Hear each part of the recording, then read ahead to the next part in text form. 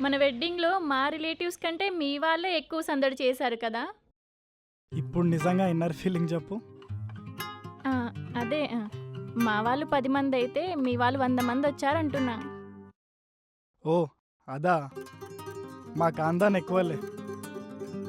ఇంకా చాలా మందికి ఇన్విటేషన్స్ పంపలేకపోయాం. హ్మ్. పోన్లేండి. ఇప్పటికే ఫంక్షన్‌లో లోడ్ ఎక్కువైపోయింది. మా ఫ్రెండ్స్ అంతా అదేంటే వచ్చిన వాళ్ళంతా పెళ్ళికొడుక్కే గిఫ్ట్స్ ఇస్తున్నారు గానీ నీకెవరు గిఫ్ట్స్ ఇవ్వలేదా? అని అడిగితే ఏం సమాధానం చెప్పాలో కూడా అర్థం కాలేదు.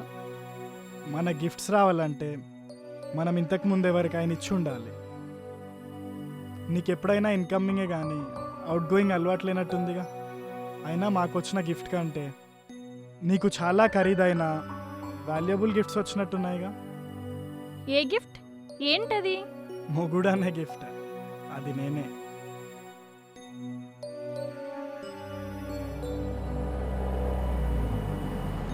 ఎవరైనా హనీమూన్‌కి ఊటీనో, కొడైకెనాలో, బ్యాంకాకో, మలేషియానో తీసుకెళ్తారు. మీరేంటండి గోవాకి బయలుదేరారు? గోవా అంటే నాకు చాలా ఇష్టం. ఎందుకో అంతిష్టం? నిజం చెప్తా, ఫీల్ అవ్వకూడదు. ఏమీ అనుకోను, చెప్పండి. కావాల్సినంత ఏకాంతం, చల్లచల్లని సాయంత్రం, ఎదురుగా సముద్రం, పక్కన పాలకోవ లాంటి అమ్మాయి, మూడొస్తే కాటేజ్లో మంచం, అలసిపోతే ఒళ్ళు పట్టే మసాజ్ సెంటర్స్, కిక్ కోసం రకరకాల స్కాచ్లు, తాజా తాజా ఫిష్ ఫ్రైలు, ఇంతకంటే ఇంకేం కావాలి? హ్మ్. బాగానే ఎక్స్‌పీరియన్స్ ఉన్నట్టుంది.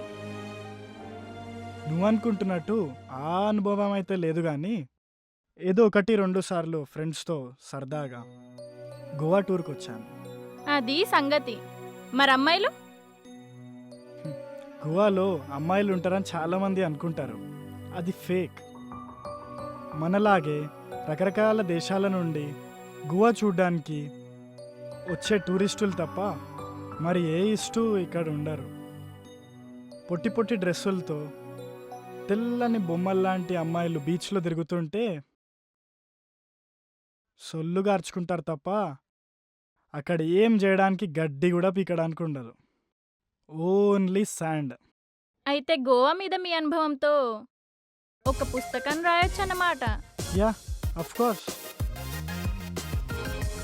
ఎప్పుడెప్పుడు గోవాకి వెళ్తామా అని ఆరాటంగా ఉంది. లైఫ్లో ఫస్ట్ టైం రొమాన్స్ చేద్దామని చాలా ఎక్సైటింగ్గా ఉంది.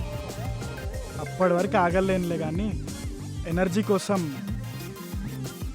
ఒక 4 ముద్దులు ఇవ్వచ్చుగా. అబ్బచ్చా! మాటలతో నన్నే మాయ చేయలేవు నాయనా. ఇది హైవే, కాస్త జాగ్రత్తగా డ్రైవ్ చేయి.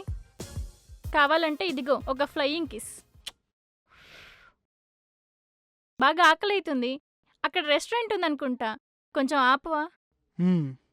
సరే.